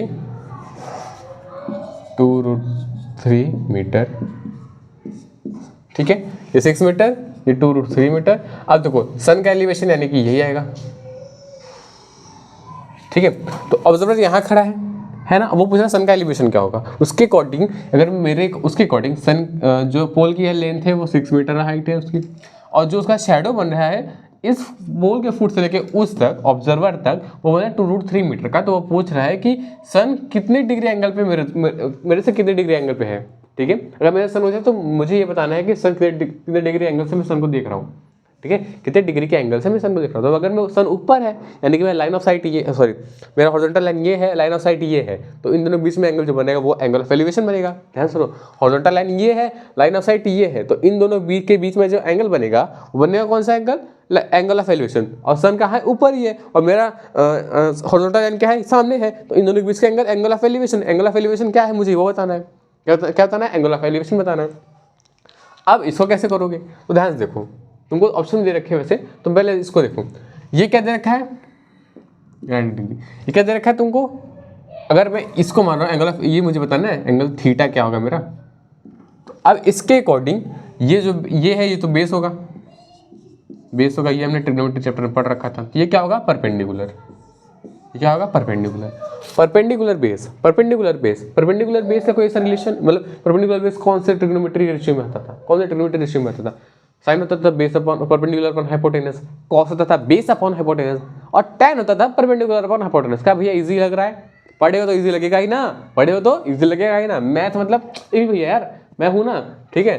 तो अब क्या करेंगे, tan थीटा, क्योंकि हमको एंगल नहीं पता, एंगल हमको नहीं पता, tan थीटा है ना, tan थीटा क्या है, perpendicular hypotenuse, perpendicular upon hypotenuse, perpendicular क्या है 6 और हाइपोटेनस क्या है 2√3, हाइपोटेनस क्या है 2√3। अब tan थीटा क्या आ रहा है तुम्हारा इसके अकॉर्डिंग, tan थीटा आ रहा है 2 3 6 है ना, 3 अपॉन में √3 है ना। अब इसको क्या लिख सकते हो, √3 इंटू √3 अपॉन √3, एक √3 से √3 कैंसिल क्या है √3, यानी कि tan थीटा आ गया है √3 के, है ना, tan थीटा आ गया है √3 के। अब ये बताओ tan की कितनी डिग्री पे, थीटा की कौन सी डिग्री पे जो है √3 आ जाता, तो tan 60 कितना था, √3 होता था, √3 क्या होता था tan के रेशियो में, जब जो हमारा एंगल था वो 60 डिग्री होता था, तो tan theta equal to tan 60 आ गया क्या, 60 डिग्री आ गया क्या। तो थीटा क्या आएगा ऑन कंपैरिजन बोथ साइड, ये कट नहीं किया, ध्यान सुनो, ये कटा नहीं है, कंपेयर किया है कि tan थीटा अगर tan 60 के बराबर है तो थीटा किसके बराबर होगा, तो थीटा बराबर होगा 60 डिग्री के, किसके 60 डिग्री के। तो ये एंगल ऑफ एलिवेशन समझ में आया कहाँ से है, सीधे कह रहा है एक पोल था, ठीक है, सन की रोशनी पड़ी उसे पीछे से, शैडो कब बनी, जब पीछे से रोशनी आती है तब शैडो बनती है, सन की रोशनी पड़ी पीछे से तो शैडो बनी, शैडो बनी कितनी 2√3 मीटर लॉन्ग बनी।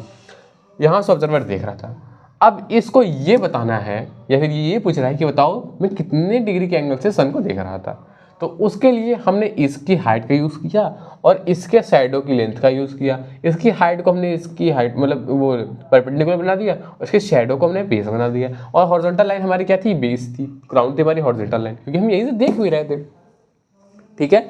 इजी थे सवाल, 3 ही सवाल अभी हुए, अभी और सवाल करेंगे, मक्खन वाले पेपर बनेंगे, मतलब क्वेश्चन जो है ना एकदम ईजी बनेंगे, बहुत ईजी से क्वेश्चन बन जाएगा तुमसे, चुटकियों में तुमसे सवाल सॉल्व होने लग जाएंगे। आओ करते हैं, तो देखो उन दोनों क्वेश्चन को करने में बहुत मजा आया, ठीक है। अब बारी है इन दोनों सवालों की, क्या ये पीवाईक्यू नहीं, ये तो एनसीईआरटी के, कौन से तुम्हारे टेक्स्ट बुक के क्वेश्चन है, टेक्स्ट बुक क्वेश्चन। अब देखो तुमको सोचना पड़ेगा, अब सोचने का तरीका तुमको ये सिखाना पड़ेगा, समझना पड़ेगा तुमको सोचना कैसे है। क्वेश्चन देखो चौथा क्या कह रहा है, द एंगल ऑफ एलिवेशन, पहले बता दिया कि एलिवेशन का एंगल है, क्लियर है, यानी कि कहीं नीचे से ऊपर तक जाना है, नीचे से ऊपर तक जाना है, एंगल ऑफ एलिवेशन ये होता था कि नीचे से हम ऊपर जा रहे थे, ठीक है। अब angle of elevation of top of a tower from a point, पहले क्या है top of a tower, tower बनाना पहले, टावर आओ। क्वेश्चन नंबर 4 का क्या है, सॉल्यूशन है इसमें पहले क्या बनाएंगे, हम एक टावर बनाएंगे, ये रहा हमारा टावर, ये उसका टॉप, ठीक है। Top of a tower from a point on the ground. अगर ये कह रहा हूँ ग्राउंड है तो इस ग्राउंड से एक पॉइंट निकला, इस ग्राउंड से एक ऐसा ये पॉइंट है, एक पॉइंट है, ठीक है। ये एक पॉइंट है ग्राउंड का, ठीक है, ये एक पॉइंट है ग्राउंड का, चलो ठीक है। Which is 30 metre away from the foot. ये फुट ऑफ द टावर और ये ग्राउंड पे एक पॉइंट है, इन दोनों के बीच का डिस्टेंस क्या है, 30 मीटर। ये क्वेश्चन ही पूरा डाटा दे रखा है तुमको, ठीक है। अब find the height of the tower, angle of elevation दे रखा है, एंगल ऑफ एलिवेशन दे रखा है, क्या है, और tower from point on the ground which is 30 metre, अच्छा is 30 degree, sorry is 30 degree. Angle of elevation क्या दे रखा है, 30 डिग्री। और फुट ऑफ द टावर से लेके ग्राउंड पे एक पॉइंट है, फुट ऑफ द टावर कहाँ होगा, ग्राउंड पे तो होगा। अरे टावर बनेगा तो जमीन पे तो बनेगा, जमीन पे एक पॉइंट भी है, उन दोनों पॉइंट, सॉरी एक फुट और पॉइंट के बीच में डिस्टेंस क्या है, 30 मीटर का। एंगल ऑफ एलिवेशन और टॉप ऑफ द टावर, ठीक है, टॉप ऑफ द टावर और ग्राउंड पे जो पॉइंट है इन दोनों के बीच में जो एंगल ऑफ एलिवेशन बना है वो कितने डिग्री का बना है, 30 डिग्री का। अब तुमसे क्या पूछ रहा है, find the height of the tower, तुमसे ये पूछा है हाइट, ये हाइट पूछा है। बेस दे रखा है, परपेंडिकुलर पूछा है, बेस दे रखा है, परपेंडिकुलर पूछा है। बेस और परपेंडिकुलर का रिलेशन आता था tan और cot का, किसका, tan cot का, tan cot का, tan cot का रिलेशन होता था बेस और परपेंडिकुलर का। तो यहाँ पे tan रख सकते हैं, क्या tan 30 डिग्री रख सकते हैं। tan 30 डिग्री किसके इक्वल होगा, परपेंडिकुलर अपॉन बेस। परपेंडिकुलर हमको पता नहीं है तो क्या होगा, परपेंडिकुलर को हमने हाइट ले रखा है h, बेस क्या है 30। tan 30 कितना होता है, 1/√3 भैया, हमने पढ़ रखा है। हाइट क्या होती है, हाइट अपॉन 30, सॉरी हाइट तुमको पता करना है। 30 इधर आएगा तो हाइट क्या आ जाएगी, 30/√3। इसको हम लिख सकते हैं 3 × 10/√3। अब इसको भी हम लिख सकते हैं √3 मल्टीप्लाइड बाय √3 इंटू 10/√3। ऐसा क्यों किया भैया, क्योंकि हमको इस √3 को डिनोमिनेटर से हटाना था। एक √3 से एक √3 कैंसिल, आंसर क्या आया, 10√3 मीटर। क्या आया, 10√3 मीटर। तो हाइट ऑफ द टावर क्या हो जाएगी, हाइट ऑफ द टावर क्या हो जाएगी, हाइट इक्वल्स टू 10√3 मीटर्स। क्या ये समझ में आया, फिर से सुन लो, फिर से सुन लो। क्वेश्चन कह रहा था the angle of elevation of top of a tower, top of a tower, ठीक है, से एक एंगल ऑफ एलिवेशन बन रहा है, एंगल ऑफ एलिवेशन बन रहा है from a point on the ground. एक ग्राउंड पे एक पॉइंट है, एक टॉप ऑफ द पावर है, तो टावर है, sorry top of the tower है, तो इन दोनों के बीच में क्या बनेगा, एक एंगल ऑफ एलिवेशन बनेगा which is 30 metre away from foot of the tower. ये रहा फुट ऑफ द टावर और ये ग्राउंड पे एक पॉइंट, जिन दोनों के बीच का डिस्टेंस 30 मीटर दे रखा है तुमको, इज 30 डिग्री, यानी कि एंगल ऑफ एलिवेशन 30 डिग्री। और फुट ऑफ द टावर से लेके ग्राउंड में जो पॉइंट है उसके बीच का लेंथ 30 डिग्री। तुमसे पूछा क्या है, हाइट बताओ, क्या पूछा है, हाइट बताओ। हाइट के लिए हमने दिमाग लगाया कि भैया अगर ये एंगल के साथ अटैच है तो ये कौन सा हमारा हो जाएगा, बेस। बेस के सामने वाली हाइट सॉरी बेस के सामने वाली साइड होती है परपेंडिकुलर, बेस के सामने वाली साइड होती है perpendicular, perpendicular base, perpendicular base. एक ही रिलेशन है जिससे परपेंडिकुलर बेस आता है, वो tan और cot का। तो हमने क्या लगाया, tan 30 डिग्री, क्या लगाया, tan 30 डिग्री। tan 30 डिग्री क्या होता है, 1/√3, उसको हमने रख दिया किसके equal, perpendicular upon base, perpendicular upon base के। तो हाइट हमारी निकल गई 10√3 मीटर। क्लियर है, आई बात समझ में, नहीं आए देखो, मुझे ऐसा लगता नहीं कि तुमको ये क्वेश्चन आएगा नहीं, इजिली आ जाएगा, ठीक है, क्योंकि ऐसा कुछ इसमें है नहीं जो तुमको सोचना पड़े। बस तुमको सोचना है ये है कि फिगर कैसे ड्रॉ करना है, एंगल ऑफ एलिवेशन कहाँ रखना है, एंगल ऑफ डिप्रेशन कहाँ रखना है, सारे क्वेश्चन बनेंगे। और उसमें कैलकुलेशन बहुत टफ नहीं है, बहुत ईजी कैलकुलेशन है, थोड़ा सा बस दिमाग लगाना है, थोड़ा सा बस दिमाग लगाना, इतना सा, ठीक है, इतना सा। मुझे पता है जब तुम दिमाग लेने गए थे भगवान के पास तो तुम्हारे ड्रम में छेद था तो दिमाग नीचे गिर गया, पर कोई बात नहीं, थोड़ा बहुत जो बच गया था ना वो भी काम कर लेगा। 5वां क्वेश्चन करने चले, नोट करना है इसको करो।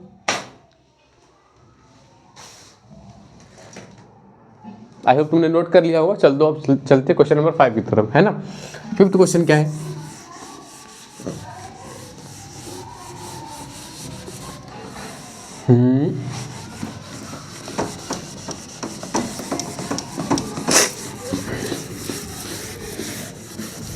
फिफ्थ क्वेश्चन क्या है, the angle of elevation of top of a building, top of a building है ना, एक बिल्डिंग है उसके टॉप पे, है ना, उसके टॉप का एंगल ऑफ एलिवेशन है from foot of a tower. अच्छा, मतलब एक बिल्डिंग है, ठीक है, और ये एक टावर है।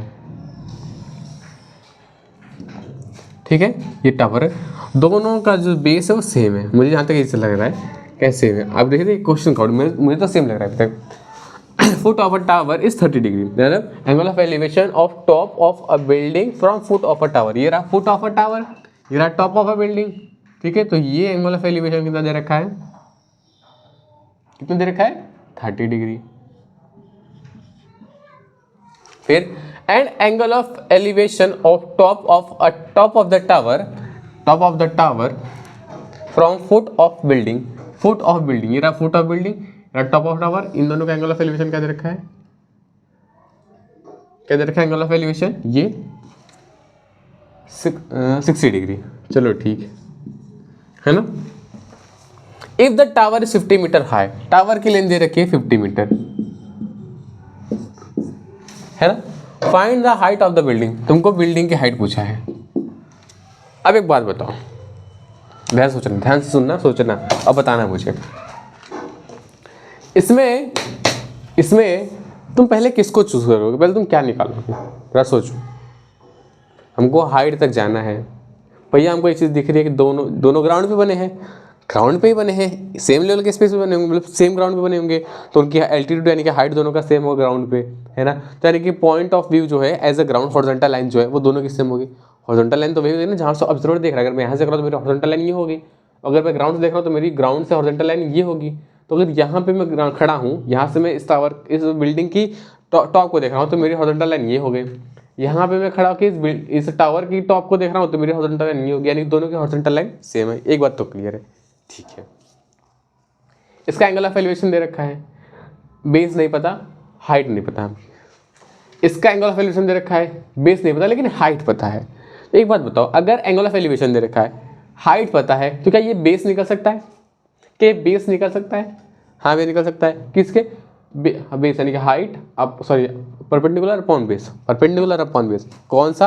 10। फिर से 10, क्या भैया हमेशा 10 ही नहीं है? नहीं, कंडीशन के अकॉर्डिंग तुमको चूज करना है। वैसे मेजॉरिटी ऑफ द केस में 10 ही लगता है, मेजॉरिटी ऑफ द केस में 10 ही लगता है, ठीक है। सिंस 10 60 डिग्री है ना, 10 60 डिग्री को हम किसी को 10 60 डिग्री ले रहे हैं, तो 10 60 डिग्री क्या होगा? Perpendicular upon base, perpendicular upon base. Perpendicular क्या है? 50। बेस क्या है पता नहीं, बेस यही है, परपेंडिकुलर ये है। अगर ये एंगल है तो सामने वाला परपेंडिकुलर और इसके एडजेसेंट वाला बेस, है ना। तो 10 60 कितना होता है? √3। बेस हमको पता नहीं है, तो बेस क्या आएगा? बेस आएगा 50 अपॉन √3, ये आएगा, यही आएगा ना। बेस क्या आएगा? 50 अपॉन √3। चलो ठीक है भैया, बेस तो आ गया 50 अपॉन √3। अब लेकिन हमको इसकी हाइट चाहिए थी ना, इसकी तो हमको हाइट चाहिए थी, ठीक है, इसको तो हमको हाइट चाहिए थी, ये चीज़ बता दो, ठीक है। इसकी तुमको हाइट चाहिए थी। अब हाइट के लिए ध्यान से देखो, हाइट के लिए अब तुमको ये बेस पता है, क्या है ये बेस तुम्हारा? क्या है? 50 अपॉन √3 मीटर, ये तुम्हारी है यहाँ से यहाँ तक की लेंथ। क्लियर है? अब हमको लेकिन ये हाइट चाहिए, ये हाइट चाहिए, कैसे करोगे? तो देखो इस बार तुमको ये बेस दे रखा है, ये एंगल ऑफ एलिवेशन दे रखा है, क्योंकि तुमको बिल्डिंग हाइट चाहिए, बिल्डिंग का एंगल ऑफ एलिवेशन दे रखा है, ये बेस तुमको पता चल गया हॉरिजॉन्टल लेवल के अकॉर्डिंग। अब तुमको क्या चाहिए? हाइट चाहिए। क्या चाहिए तुमको? हाइट चाहिए। हाइट के लिए क्या लगाओगे फिर से?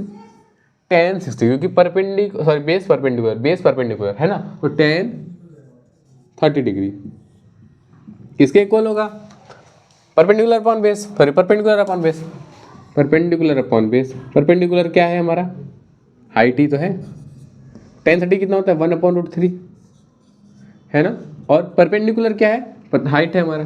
बेस क्या है हमारा? 50 अपॉन √3, 50 अपॉन √3। अब हाइट हमको हाइट चाहिए, तो हाइट क्या आएगी? 50 अपॉन √3 के अपॉन √3, है ना। ये √3 मल्टीप्लाई हो जाएंगे तो क्या आएगा? 50 अपॉन में √3 इंटू √3, यानी कि 50 अपॉन 3 मीटर। हाइट क्या है तुम्हारी?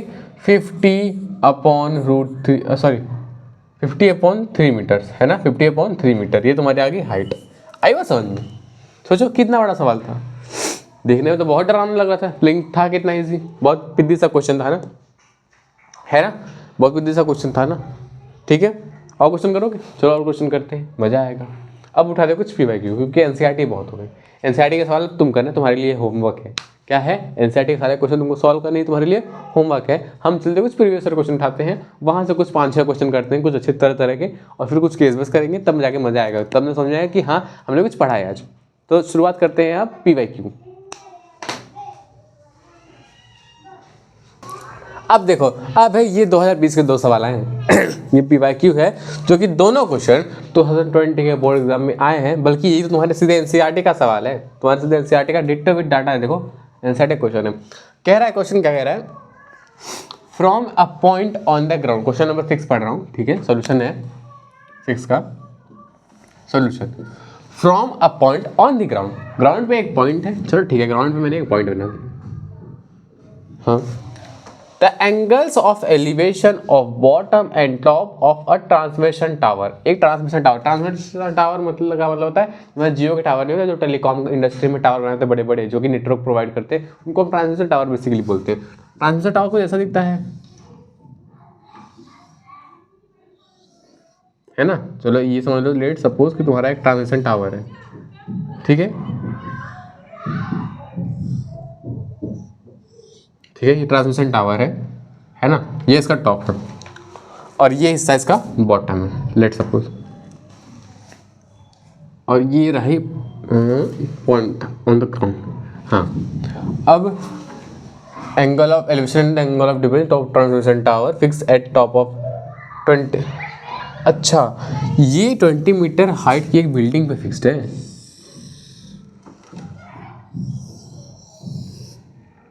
बिल्डिंग की हाइट जो रखी है 20 मीटर, ठीक है, 20 मीटर क्या है, बिल्डिंग की हाइट है, और ये बिल्डिंग कहाँ बनी, ग्राउंड बनी है, यहाँ पे रहा तुम्हारा पॉइंट ऑन द ग्राउंड, ठीक है। बिल्डिंग को थोड़ा छोटा करना है, बिल्डिंग में ज़्यादा बड़ी हो गई ना, तो बिल्डिंग को थोड़ा छोटा करते हैं, क्योंकि स्पेस कम है हमारे पास, ठीक है। लेट्स से ये तुम्हारी बिल्डिंग है,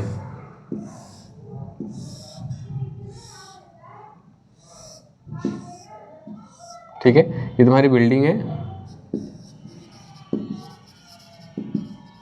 और ये है इसकी हाइट 20 मीटर, यहाँ से यहाँ तक है ना, यही हाई बिल्डिंग और 45 डिग्री 60 डिग्री रिस्पेक्टिवली, यानी कि ग्राउंड पे एक पॉइंट है जहाँ से इसके बॉटम का एंगल ऑफ एलिवेशन क्या है और इसके टॉप का एंगल ऑफ एलिवेशन क्या है। देखो ये रही हॉरिजॉन्टल लाइन, ग्राउंड पे बनी है क्योंकि पॉइंट के साथ चल रही है, ठीक है। तो ये तो कितना दे रखा है, angle of elevation of bottom, bottom का है 45 डिग्री और टॉप का है 60 डिग्री।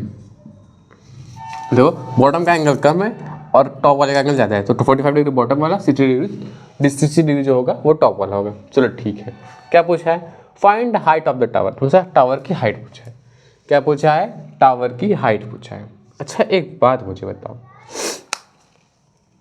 इस क्वेश्चन को विजुअलाइज पहले करो, इमेजिन करो, अगर मैं कहूँ, ओरली एक बार करने की कोशिश करो, अगर मैं कहूँ कि तुमको ये लेंथ दे रखी है 20 मीटर, तुमको ये एंगल दे रखा है 45 डिग्री, तो ये इसी का एंगल है ना, यानी कि जो टावर का बॉटम है कहीं ना कहीं वो बिल्डिंग का टॉप है, टावर का बॉटम यानी बिल्डिंग का टॉप, तो बिल्डिंग के टॉप से लेके बिल्डिंग के बॉटम की लेंथ 20 मीटर है, एंगल ऑफ एलिवेशन 45 डिग्री है, और हमको ये बेस नहीं पता, तो क्या इसका रिलेशन एक मिलता है, यानी कि परपेंडिकुलर बेस तो बेस ही होगा, ये परपेंडिकुलर बेस का रिलेशन मिलता है, परपेंडिकुलर और बेस का रिलेशन मिलता है, यानी कि 10 एक सेकेंड, वो क्या चाहिए, हाइट ऑफ द टावर, हाँ मिल जाएगा, 10 45 डिग्री क्या परपेंडिकुलर अपन बेस, परपेंडिकुलर कौन है, perpendicular height of the building perpendicular length होगी हमारी, height of the building perpendicular length ही तो होगी 20 मीटर, और बेस क्या है, बेस में पता नहीं, तो ये हमारा बेस बी, ठीक है, ये समझ में, ये क्या है, बी लेंथ है, यहाँ से यहाँ तक क्या है, बी लेंथ है। अब बताओ 10 45 कितना होता है, 1, तो बेस कितना हो जाएगा 20/v, यानी कि बेस इसके बराबर आएगा 20 मीटर्स। क्लियर है? बेस भी तुम्हारा क्या आ गया 20 मीटर। अब तुम्हारा बेस जो है वो तुम्हारे परपेंडिकुलर के मतलब बेस तुम्हारा क्या आ गया बेसिकली 20 मीटर। चलो ये बात तो ठीक है भैया 20 मीटर। अब ध्यान से देखना, तुमको ये हाइट चाहिए, ये हाइट चाहिए, तुम्हारे पास बेस है और तुम्हारा इस बार एंगल ऑफ एलिवेशन क्या होगा 60 डिग्री। क्या होगा 60 डिग्री, क्योंकि तुम पूरे टॉप के लिए लेके चल रहे हो, टॉप से लेके बॉटम तक। ठीक है, तुमको ये हाइट चाहिए और तुम्हारे पास एंगल ऑफ एलिवेशन क्या है 60 डिग्री। तो height base, base perpendicular, base perpendicular, फिर से 10, फिर से क्या 10, यानी कौन सा 10 का 60 डिग्री। 10 60 डिग्री किसके इक्वल होगा? Perpendicular upon base. परपेंडिकुलर हमको पता नहीं है, बेस हमारा 20 है। ठीक है, 10 60 होता है 10 60 होता है √3, 10 60 होता है √3, इसको इक्वल होगा परपेंडिकुलर अपॉन 20 के। तो परपेंडिकुलर क्या होगा 20√3, परपेंडिकुलर क्या होगा 20√3। अब क्वेश्चन में दे रखा है कि √3 की वैल्यू क्या रखनी है 1.73। ध्यान से देखो, कुछ डेसिमल वैल्यू की, कुछ डेसिमल्स की वैल्यू, कुछ अंडर रूट की वैल्यू हम डेसिमल में याद रखता है कि हमको क्वेश्चन करने में, जैसे कि √2 का होता है 1.414, √3 का होता है 1.73। ठीक है, ठीक है, आई बात समझ में? तो ऐसे ऐसे ही कुछ कुछ अंडर रूट की वैल्यू हम याद रखता है कि हमको क्वेश्चन करने में आसानी हो। अब इस परपेंडिकुलर में हम रखेंगे क्या 20 इंटू √3 क्या है 1.73, है ना। परपेंडिकुलर क्या आएगा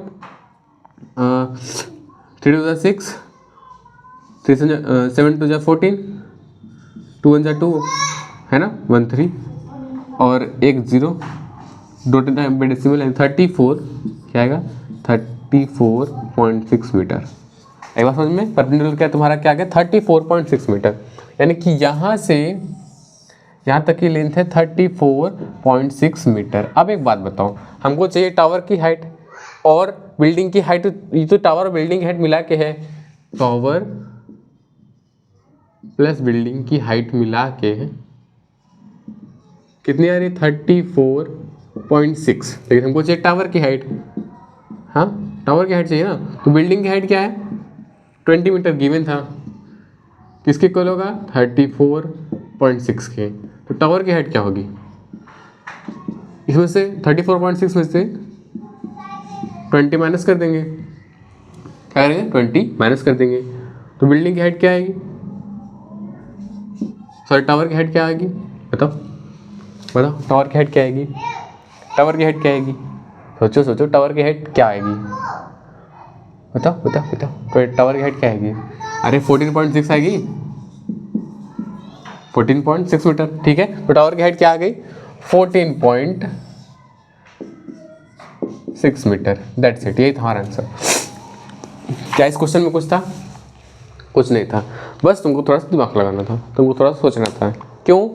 तो वो केस ऐसे ही देगा, तुमसे कह दे कि point on the ground, ground पे एक पॉइंट बनाओ पहले, angle of elevation of bottom of and the top of transmission tower fixed at 20 metre high building बनाओ 20 मीटर की लेंथ की, उस पर एक ट्रांसमिशन टावर बनाओ। ठीक है, और दो पॉइंट से, ग्राउंड के पॉइंट से दो एंगल ऑफ एलिवेशन निकालो 45 डिग्री के 60 डिग्री के respectively, find the height of the tower. फिर उसके बाद 10 जो जो तुमको दे रहा है कंडीशन, उस कंडीशन के अकॉर्डिंग केस को समझो, फिर केस के अकॉर्डिंग अपने ट्रिग्नोमेट्री रेशियो चुनो, एंगल चुनो, उसके बाद उसको रख के सॉल्व करो, उत्तर पाओ।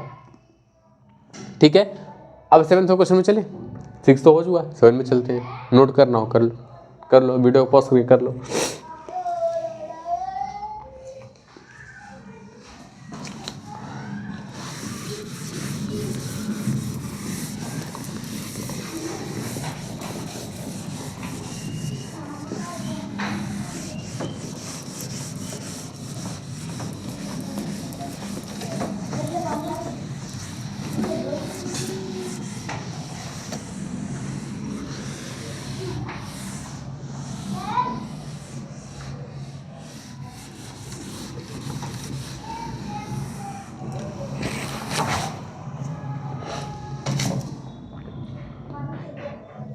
अब देखो, ये जो क्वेश्चन नंबर 7 है 2020 का सवाल ये भी है। क्या कह रहा है, a statue 1.6 metre tall stand on top of pedestal. Pedestal क्या होता है? पेडेस्टल समझ लो कि एक चबूतरा टाइप का बना होता है, उस पर एक स्टैचू बनती है। ठीक है। तुमने कभी अगर स्टैचू देखी हुई, statue of unity, statue of liberty देखो, जो स्टैचू है उसके नीचे एक चबूतरा बना है, बड़ा सा स्टैंड बना है। क्या बना है? एक स्टैंड बना है, उसको हम पेडेस्टल बोलते हैं। From a point on the ground the angle of elevation of top of statute is 60 degree and from same point the angle of elevation of the top of the pedestal is 45 degree. Find the height of the pedestal. अब देखो तुमको एक छोटा सा तुमको trick देता हूँ, मतलब तरीका बता देता हूँ फिगर बना के कैसे बन रहा है। प्रोसेस सारे सेम इसी तरह है। क्वेश्चन नंबर 7 है, इसका सॉल्यूशन है। अब ध्यान देखो, पहले क्या है? पेडेस्टल है। पेडेस्टल कहाँ होता है? ग्राउंड पे। तो ये रहा हमारा पेडेस्टल, ये बन गया ग्राउंड पे, ठीक है। 3D फिगर बना दूँ? लो 3D बना दिया। ये रहा पेडेस्टल मेरा,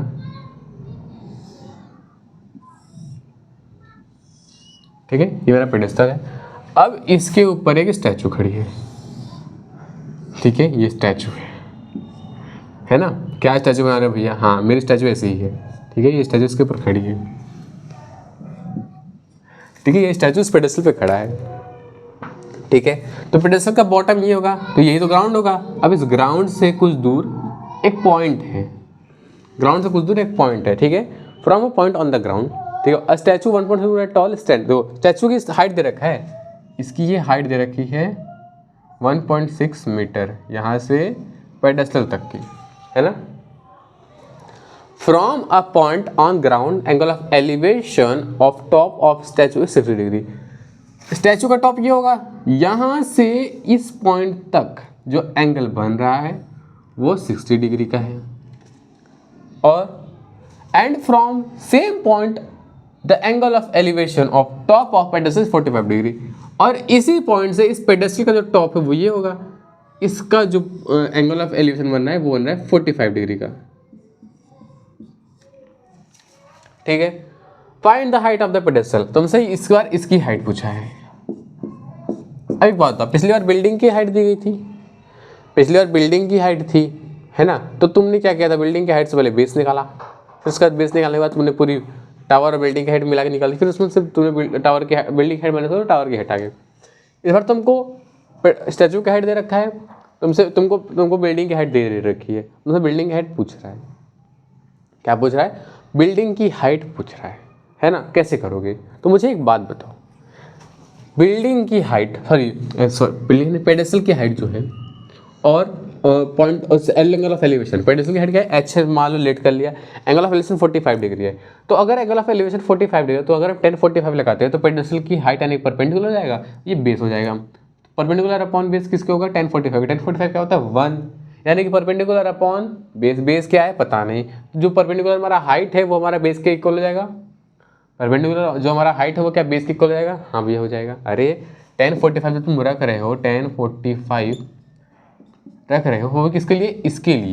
इसके लिए रख रहे हो, क्योंकि ये जो है पेडेस्टल की हाइट है, ये बेस है, और ये क्या है? इसका एंगल ऑफ एलिवेशन है। क्योंकि टॉप, अगर मैं कहूँ बॉटम ऑफ द स्टैचू यानी कि top of the pedestal, bottom of statute यानी टॉप ऑफ द पेडेस्टल। अगर मैं ग्राउंड ध्यान सुनो, अगर मैं एक टेबल पे खड़ा हूँ तो मेरा बॉटम टेबल का टॉप ही तो होगा, मेरा बॉटम टेबल का टॉप होगा। अगर मैं कह रहा हूँ जो ये मार्कर है वो मेरे हाथ पे है, तो इस मार्कर का जो बॉटम होगा मेरे हाथ का टॉप ही तो होगा। आई बात समझ में?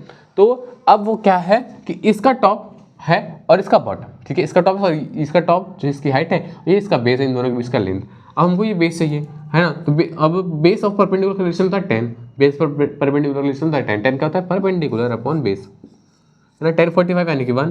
परपेंडिकुलर क्या है? हाइट हमारी जो हमको पता नहीं है। बेस क्या है?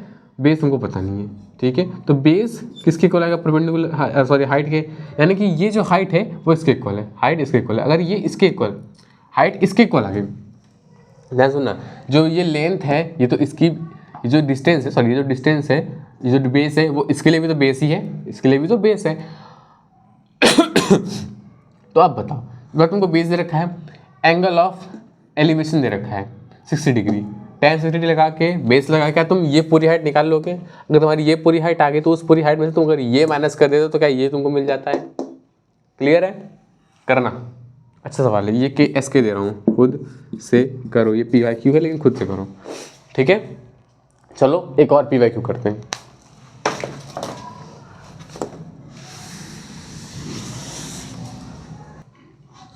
अब देखो ये दो क्वेश्चन और हैं जो कि सीबीएसई के पीवाईक्यू है, एक जो 2016 का है और एक जो है यह था 2021-22 में, हाँ 2021, ये टर्म सेकेंड में,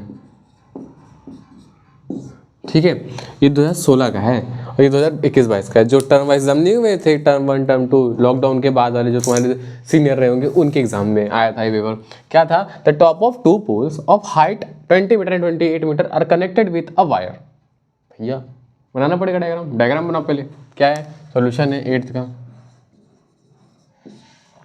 दो पोल है, पोल 1 P1, पोल 2 P2, इन दोनों का टॉप ये रहा, ठीक है। इसकी हाइट 20 मीटर, इसकी height 20 metre. The wire is inclined to the horizontal at angle of 30 degree. Wire जो है इंक्लाइंड हुआ है हॉरिजॉन्टली, अच्छा हॉरिजॉन्टल लाइन तो ये होगी, है ना, ये इंक्लाइंड हुई है वायर, दोनों एंगल ऑफ 30 डिग्री। अच्छा ठीक है, दोनों को कनेक्ट किया गया वायर से जो कि एंगल ऑफ इलेक्शन बना 30 डिग्री का। डायरेक्टली वो ये कहना चाह रहा है। चलो ठीक है। Find the length of wire and distance between two poles. अब तुमको ये वायर की लेंथ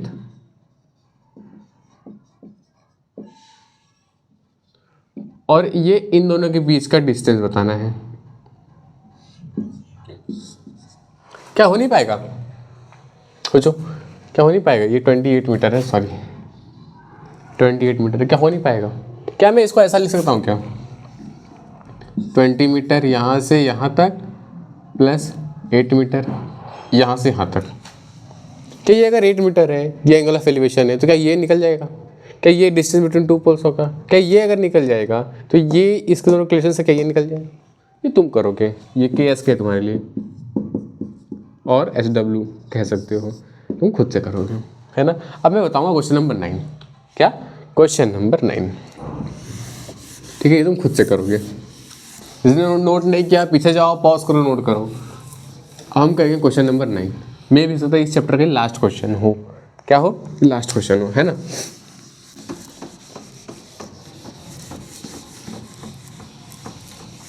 चैप्टर नंबर 9 देखो, इसका मैं एग्जैक्ट ना एक रफ डायग्राम बनाते आओ। A man is standing on deck of a ship. Deck of a ship पे, एक शिप का यानी कि डेक होता है ना कि जहाँ पे शिप चल रही होती है, जिस पे मैन खड़ा होकर काम करता है, ठीक है। तो वो शिप के ऊपर, शिप के अंदर जहाज के ऊपर खड़ा है which is 10 metre above water level. अब देखो इमेजिन कि ये वाटर लेवल है, यहाँ पे एक आदमी खड़ा है, ये वाटर लेवल है, तो वो कहाँ खड़ा है? 10 मीटर एबव खड़ा है ना। कितना है? ये 10 मीटर, यहाँ से यहाँ तक, यहाँ पे वो आदमी खड़ा है ना, इस पॉइंट पे। अब water level, observe the angle of elevation of top of hill edge. Imagine करो एक हिल है, और अच्छा बताओ हिल की लेंथ को अगर हम वर्टिकली मान लेते कोई दिक्कत? वर्टिकली मान लेते कोई दिक्कत? लेंथ तो है तो वर्टिकली मान लेते। चलो आओ लेट कर लिया है। अब अगर मैं कह रहा हूँ एक सी लेवल है, तो अब एल्टीट्यूड कहाँ से नापते हैं? सी लेवल से तो नापते हैं, है ना, सी लेवल से तो नापते हैं। तो ये क्या है? अगर ये 10 मीटर था तो यहीं से हम सी लेवल का भी नापेंगे। तो एक हिल है जिसकी हाइट ये है, क्या है? हिल की जो हाइट है वो ये रही, यहाँ से यहाँ तक, ये हिल की हाइट है। सपोज कर रहे हैं लेट कर रहा है, सोच रहे हैं। अच्छा फिर 60 degree angle of elevation of hill edge 60 degree. तो इस पॉइंट से हिल के टॉप पे एंगल ऑफ एलिवेशन क्या बन रहा है? यहाँ से यहाँ तक। अच्छा बताओ हॉरिजॉन्टल लाइन क्या इसके सामने होगी? ठीक है, इसके सामने क्या होगी? ये हो गई हॉरिजॉन्टल लाइन, है ना। ये 60 डिग्री एंगल बना रहा है हॉरिजॉन्टल लाइन से। और फिर क्या है? And angle of depression bottom of hill edge 30 degree. और बॉटम ऑफ हिल से हम कितना एंगल ऑफ डिप्रेशन बना रहे हैं? 30 डिग्री का। अच्छा ठीक है। Find the distance of hill from ship and height of hill. हमको हिल की हाइट चाहिए, हिल की हाइट चाहिए और हिल का डिस्टेंस चाहिए शिप से, है ना। हिल का डिस्टेंस चाहिए शिप से। तो एक बात मुझे बताओ कि इसको हम ट्राइंगल एक नाम देते हैं। पहले इसको हमने नाम दिया A, इसको नाम दिया मैंने B, इस पॉइंट को C, इस पॉइंट को D, है ना, इस पॉइंट को D, इस पॉइंट का नाम दिया मैंने D, ठीक है, इस पॉइंट का नाम दिया मैंने D। एक बात बताओ, अगर टेढ़ा है थोड़ा, है ना, ये इसको होना चाहिए था इस तरह का, सी मेरा आता है यहाँ पे। अगर एक बात बताओ मुझे, अगर मैं कह रहा हूँ यहाँ से यहाँ तक की लेंथ 10 मीटर है, ध्यान से, यहाँ से यहाँ तक की लेंथ 10 मीटर, यानी कि हॉरिजॉन्टल लाइन तक की लेंथ 10 मीटर है, तो क्या ये भी 10 मीटर होगा? क्योंकि ये भी तो हॉरिजॉन्टल लाइन के बराबर है, हॉरिजॉन्टल लाइन सीधे यहाँ पे तक आई है, तो इसके लाइन बराबर है, तो क्या ये भी 10 मीटर होगा? ठीक है, ये भी क्या होगा? 10 मीटर। अब ध्यान से देखो, तुमको एंगल ऑफ डिप्रेशन दे रखा है, तुमको ये अगर एंगल के सामने वाली साइड परपेंडिकुलर तुमको दे रखा है, तुमको बेस नहीं पता, क्या नहीं पता? तुमको बेस नहीं पता, है ना, तुमको बेस नहीं पता, तुमको बेस निकालना है। तो बेस किस में होता है? परपेंडिकुलर बेस का रिलेशन होता है 10 वाले में, है ना। तो हम लिखते हैं इन ट्राइंगल, 9th का है, इन ट्राइंगल, ट्राइंगल कौन सा? ADC, ACD, राइट एंगल है डी, है ना, सी पे है, ACD, है ना। 30 डिग्री किसके इक्वल है? Perpendicular upon base. परपेंडिकुलर कितना है? 10, बेस क्या है पता नहीं, बेस क्या है पता नहीं, बेस क्या है पता नहीं, तो बेस को हम बी रखते हैं, चलो अभी के लिए। 10 30 कितना? तो 1/√3, 10/b, तो बेस कितना आ गया? बेस कितना आ गया? 10√3, है ना, कितना आ गया? 10√3, यानी कि ये लेंथ आ गई 10√3, यानी कि ये लेंथ आ गई 10, यानी कि हिल से लेके शिप तक की डिस्टेंस आ गई 10√3। क्या? हिल फ्रॉम शिप, है ना, distance of hill from ship, ये कितना आ गया? 10√3, ये तो हमको मिल गया। क्या आ गया? ये तुमको मिल गया। अगर ये 10√3 है, यहाँ ध्यान देना, अगर ये 10√3 है तो क्या ये भी 10√3 है ना, 10√3, यहाँ से लेके यहाँ तक पूरी, मतलब ये पूरी लेंथ, ठीक है, मतलब मेरी बात समझ पा रहे हो? ये 10√3 तो वो भी 10√3, क्योंकि हॉरिजॉन्टल लाइन है, पैरेलल है आपस में। अच्छा एक बात बताओ, ये 10√3 है, ये एंगल ऑफ एलिवेशन है, तो क्या ये परपेंडिकुलर हाइट निकल सकती है? बेस परपेंडिकुलर 1060, क्या लिखेंगे? In triangle ACB, in triangle ACB 1060 degree किसके इक्वल होगा? Perpendicular upon base. परपेंडिकुलर क्या है पता नहीं, यानी कि परपेंडिकुलर BC, बेस क्या है पता नहीं, बेस क्या है, अरे सॉरी, बेस हमको पता है क्या है? 10√3, 1060 होता है √3 इक्वल्स टू BC अपॉन 10√3, है ना। तो बेस क्या आएगा, सॉरी BC क्या आएगा? BC आएगा 10√3 मल्टीप्लाइड बाय √3, यानी कि 30 मीटर्स, है ना। तो ये लेंथ क्या आ गई? 30 मीटर, यहाँ से यहाँ तक की लेंथ आ गई 30 मीटर, वो 30 मीटर, ये 10 मीटर, तो हाइट ऑफ द हिल क्या होगी? हाइट ऑफ हिल क्या होगी? 30 + 10 40 मीटर्स। कितना हलवा सवाल था, पूछो, कितना हलवा सवाल था? क्या था इसमें? कुछ तो था नहीं, कुछ ऐसा था नहीं जो तुमको तीर मारना पड़े। तो देखो आज की क्लास ये समाप्त होती है। हाइट एंड डिस्टेंस बहुत, मतलब ये नहीं कह रहा हूँ कि बहुत ईजी चैप्टर है ना, जिन लोगों ने ट्रिग्नोमेट्री नहीं पढ़ रखे उनके लिए बहुत टफ हो सकता है, बट अगर तुम कोई क्वेश्चन सॉल्व कर, तुमको कोई प्रॉब्लम आ रही है तो कमेंट सेक्शन में अपना क्वेश्चन टाइप कर सकते हो, या फिर तुम हमारे इंस्टाग्राम पे रीच करके वहाँ पे तुम हमको क्वेश्चन की स्टोरी लगा के अपने मेंशन कर सकते हो, डायरेक्ट DM भी कर सकते हो। हम तुमको जल्द से जल्द रिप्लाई देने की कोशिश करेंगे, क्योंकि TNB बच्चों के साथ हमेशा रहना चाहता है। TNB बनाई है बच्चों के लिए, है ना, खासकर ऐसे बच्चे जो बहुत वीकर हैं, जिनको डर लग रहा है, जो डिमोटिवेटेड फील कर रहे हैं, उनके लिए अभी भी TNB जिंदा है ना। TNB के साथ दो ही तो मेंबर है फिलहाल, अभी हम 2 ही हैं, 2 ही भाई हैं, दोनों मिलके ही अपने अपने फील्ड में काम कर रहे हैं, ठीक है, अपने अपने फील्ड में अपने अपने तरीके से बच्चों की हेल्प करना चाहते हैं, इसलिए हम आप तक पहुंच रहे हैं। ओके, और आप लोग के सपोर्ट से हम लोग काफ़ी ग्रो भी कर रहे हैं। Thank you very much for the 170 subscribers, है ना। और मैं एट द एंड यही कहूँगा, पढ़ाई करते रहो, मुस्कुराते रहो, हंसते रहो, खेलते, दुनिया भर की पंचायत से दूर रहो, बच के रहोगे जितना तुम्हारे लिए अच्छा रहेगा उतना, ठीक है। क्लास खत्म हो चुकी है, इस चैप्टर को रिवाइज करना। चैप्टर को रिवाइज करने के लिए कुछ है नहीं, 3 चीज़ें बस पढ़ने लायक थी, बाकी सारे जो है तुम्हारे माइंड से भी डेवलप करती है। जितना अच्छा तुम सोच पाओगे उतनी क्विकली तुम क्वेश्चन को सॉल्व करोगे। मैंने सोचा तुमको सिखाया है कि क्वेश्चन में से कैसे चीज़ों को छाट के बाहर निकालें, उसका यूज़ कैसे करना है, ठीक है। और अगर तुमको कोई डाउट अगर आता है तो यार कमेंट सेक्शन है, उसमें 5 महीने के लिए नहीं बचा है, उसमें जो मर्जी वो करो, अच्छे से कमेंट सेक्शन को भर देना कि भैया मुझे ये डाउट है, चीज़ें समझ नहीं आ रही है, फिर अगले लेक्चर में आप ये सुधार करो, आपकी वीडियो में ये कमियाँ हैं, ठीक है। तुम बताना मुझे, मैं सुधार करूँगा।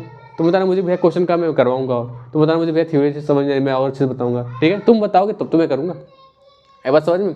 तो यार चलो मिलते हैं नेक्स्ट वीडियो में। नेक्स्ट वीडियो किस पे होगी मुझे भी नहीं पता, हो सकता है कोऑर्डिनेट ज्योमेट्री चल दे या फिर हो सकता है सर्कल में चले जाए, है ना। तो तब तक के लिए बाय बाय, टेक केयर, और अपने बोर्ड के लिए तैयारी करते रहो, पढ़ाई करते रहो और मचा देना इस बार। बाय।